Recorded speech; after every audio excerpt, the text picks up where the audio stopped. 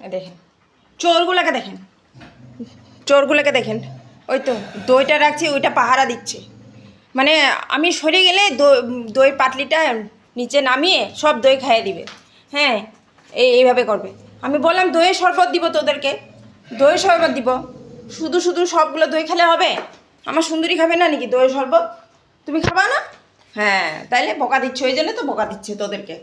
হ্যাঁ, বাইরেও বাইরেও, খাইয়ে দিস না। এটা মার মিষ্টি, এটা দই, দইয়ের শরবত খাবা আজকে, বুঝলা তো? যাও ওদিকে যাও, চলো চলো, আজকে দই দিয়ে শরবত খাবা।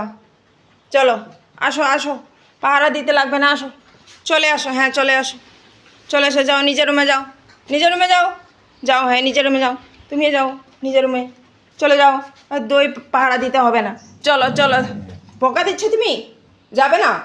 এই তো রাগ করছে, দেখো, যাবো না আমি, দই পাহারা দিব, যাবো না মা আমি।